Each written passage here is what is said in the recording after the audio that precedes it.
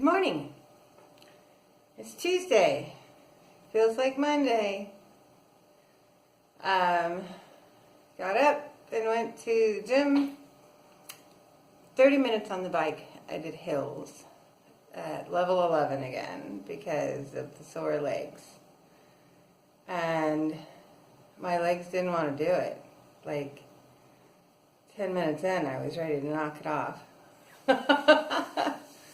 But I pushed through.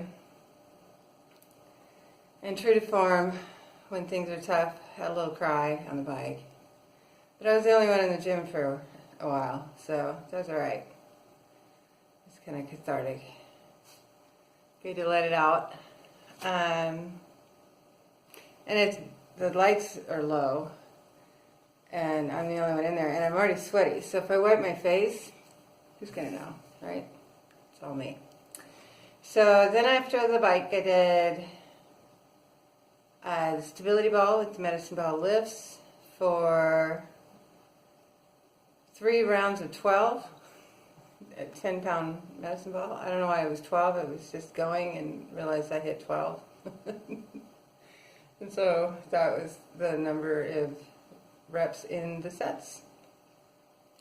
I did do the kettlebells, the swings, because I think my legs were strong enough for that again. And so I did 4 sets of 10 reps kettlebell swings and side dips, but only with the 10-pound kettlebell, not the 20. And then I did 4 sets of 10 reps on the press, on the weights machine, on the press, and on the low pull.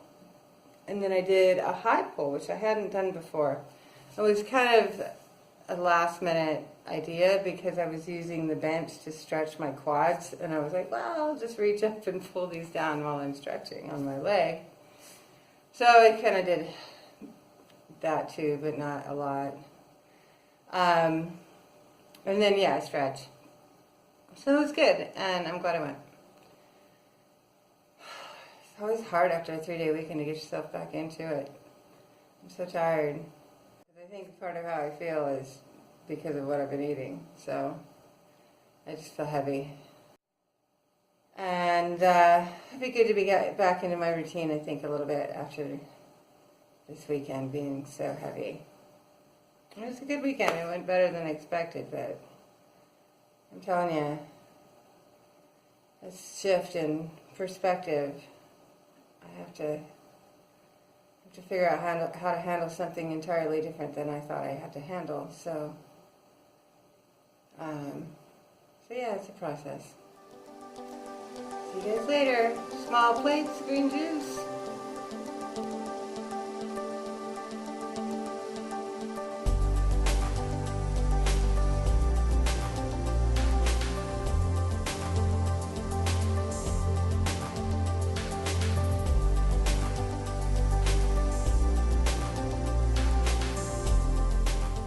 Hi. It is after work on Tuesday. And it's an okay day considering. I had my green juice for breakfast and some sauteed spinach and scrambled egg whites with Cholula. And then for lunch I had sauerkraut, a pickle, broccoli, and a bratwurst that had been boiled with the sauerkraut. And it sounds like it might be bad because of that bratwurst, but because it wasn't fried or anything, it was boiled. It didn't seem very greasy at all, and according to my Fitness Pal, I was still only at like 350 for lunch, including the pink juice and the fruit. So, okay. I was happy that they had the sauerkraut because it's a really good probiotic, the fermented cabbage. And they had it with caraway seeds, which takes the tart down, and I like it that way. So So that was lunch. I did have 3 dates at like 3 o'clock for a snack. But otherwise I did pretty good. So, yeah, it was alright nutrition-wise. It was a tough day. I have to make preparations to be able to leave work whenever I might need to, and so having those conversations about it frequently in a work setting more than once was not easy. And I'm not done because one of the major players I still have to talk to in person, and so they only have an email so far. So that's fun. But I did listen to a couple of pretty good podcasts, several, but 2 that I think are pertinent. I've written it down.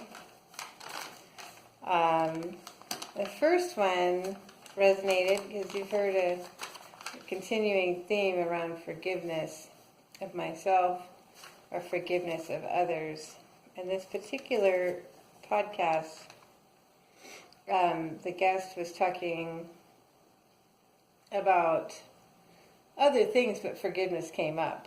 And in this one, they said, you have to think about forgiveness differently than we're told. We always think about forgiveness as being something you do for someone else because you forgive them, as if they are somehow now off the hook.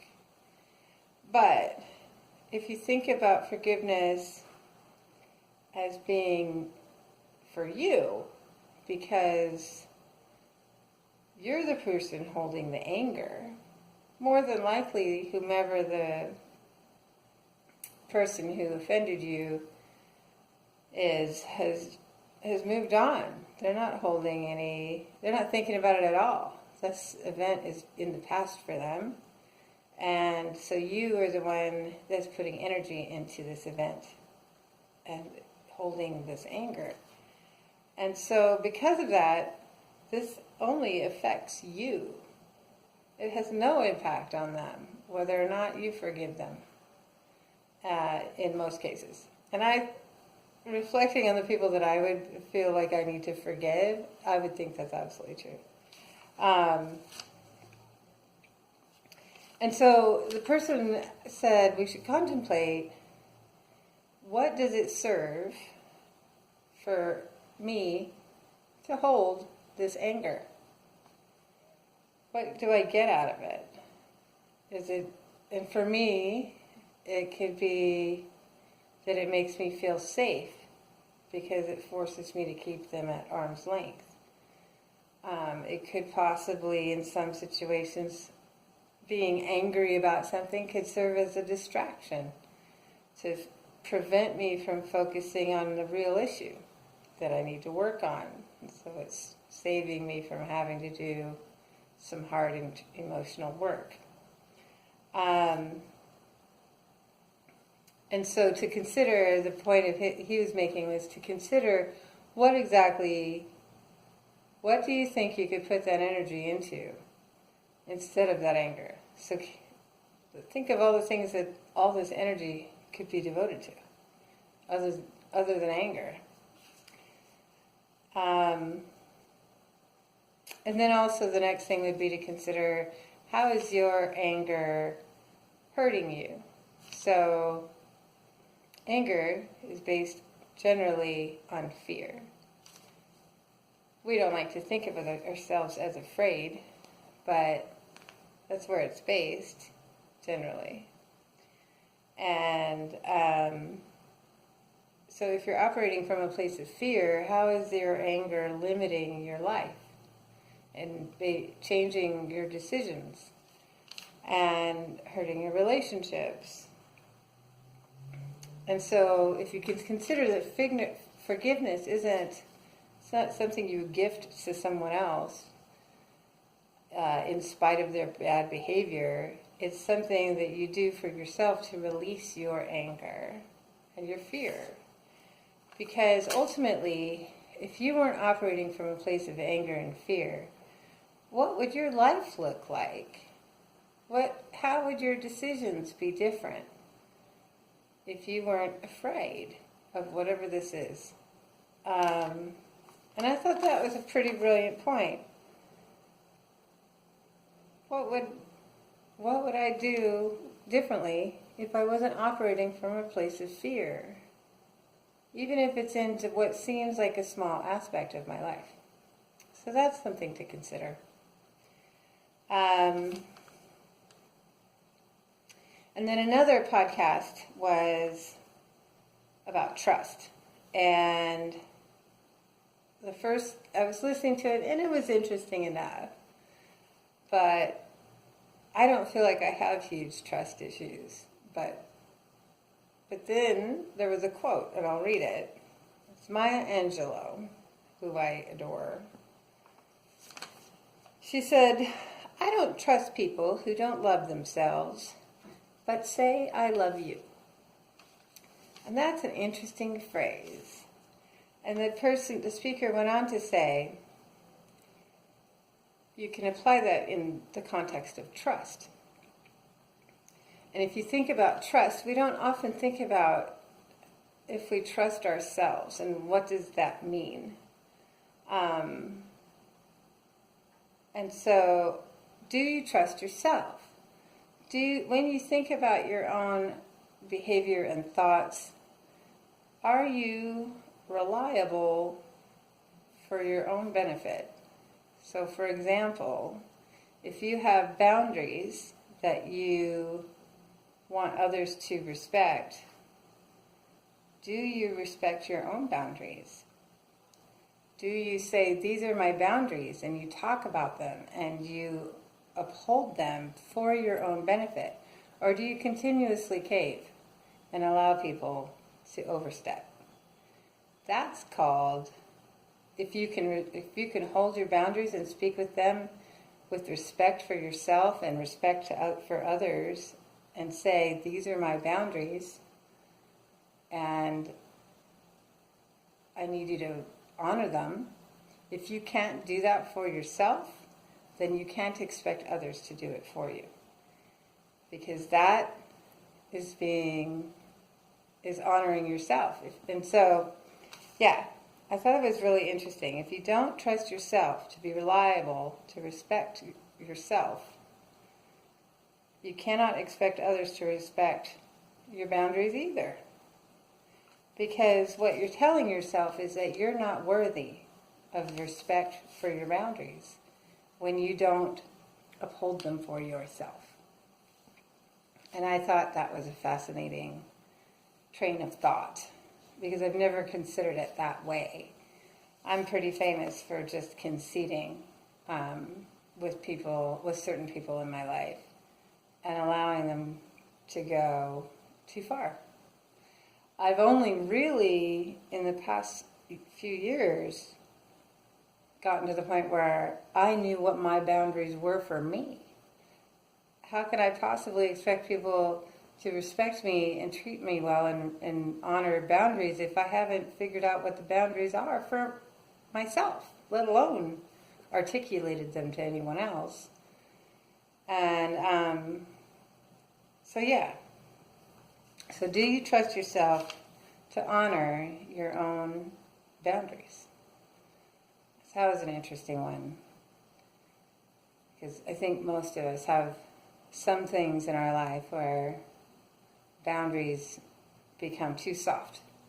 And then we're frustrated with others and possibly ourselves because we allowed things to occur, or we felt violated because people didn't honor our boundaries. But if I don't, why would they? And so, something to consider. Anyway, so that was my day of contemplation. It's a heavy day, so I don't have a whole lot to say besides those things. Doing okay, I just have a lot to process, and so working my way through it. It's going to be a mellow night. We got lots of leftovers in the fridge from this weekend. Well, yeah, for Memorial Day. And so we're just going to chill out. And get up tomorrow, hopefully with a little more energy. And do it again. See you later.